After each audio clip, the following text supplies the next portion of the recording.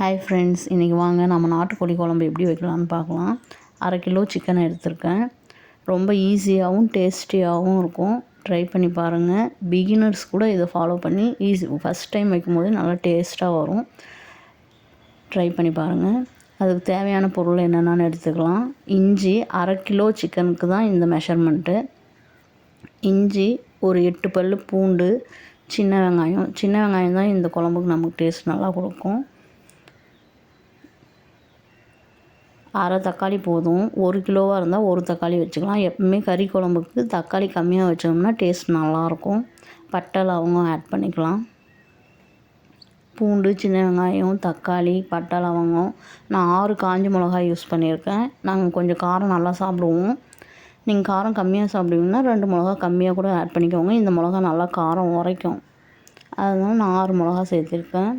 அப்படியே ஃப்ரை பண்ணுறதுக்கு 1 spoon oil add பண்ணியிருக்கேன். நல்லா ஃப்ரை பண்ணி எடுத்துக்கோங்க. அது ஃப்ரை ஆகும்போதே நம்ம ஒரு 2-3 டைம் சிக்கனை நல்லா வாஷ் பண்ணிவிட்டு அது ஒரு குக்கரில் ஆட் பண்ணிட்டேன் நான். அப்படியே இந்த சைடு அதுக்கு மசாலுக்கு தேவையான மல்லித்தூள் 2 ஸ்பூன் ஆட் பண்ணிக்கிட்டேன். 1 ஸ்பூன் உடச்ச கடலை ஆட் பண்ணியிருக்கேன். நான் மேக்ஸிமம் கடலை ஆட் பண்ண மாட்டேன். சரி, கொஞ்சம் குழம்பு வேணுமேங்கிறதுனால கடலை ஆட் பண்ணியிருக்கேன். அப்படியே தேவையான அளவு தேங்காய் ஆட் பண்ணிக்கோங்க. இந்த கறி இந்த சைடில் அந்த தண்ணி சுண்டினதுக்கப்புறம் கொஞ்சம் உப்பு ஆட் பண்ணி ஆயில் கொஞ்சம் ஆட் பண்ணி நம்ம ஃப்ரை பண்ணிக்கலாம். அப்போ தான் அந்த கறியில் அந்த உப்பு ஏறும். கறியோட டேஸ்ட்டும் நல்லாயிருக்கும். அதுக்குள்ளே நம்ம இந்த மசாலா அரைச்சிட்டு வந்தாச்சு. இப்போ அந்த கறியில் அந்த மசாலா ஆட் பண்ணிக்கோங்க. நல்லா ஃப்ரை பண்ணி எடுத்துக்கோங்க. இந்த மாதிரி நல்லா ஃப்ரை பண்ணிவிட்டு எடுத்தீங்கன்னா சூப்பராக இருக்கும் குழம்பு. பிகினர்ஸ் கூட இந்த மாதிரி செஞ்சிங்கன்னா சூப்பராக வரும் குழம்பு.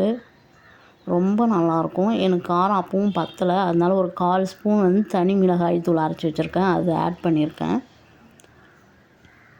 கிரேவியாக வேணும்னா இந்த இதுலேயே சிம்மில் வச்சு நீங்கள் ஃப்ரை பண்ணி அழகாக எடுத்துக்கலாம். கொஞ்சம் குழம்பு மாதிரி வேணுங்கிறதுனால நான் தண்ணி ஆட் பண்ணி குழம்பு மாதிரி கொதிக்க வச்சிட்டேன். நல்லா அந்த மசாலா நல்லா ஃப்ரை பண்ணி எடுத்துகிட்டு அதுக்கப்புறம் தண்ணி ஆட் பண்ணுங்கள். எந்த குழம்பாக இருந்தாலும் சூப்பராக வரும் டேஸ்ட்டு.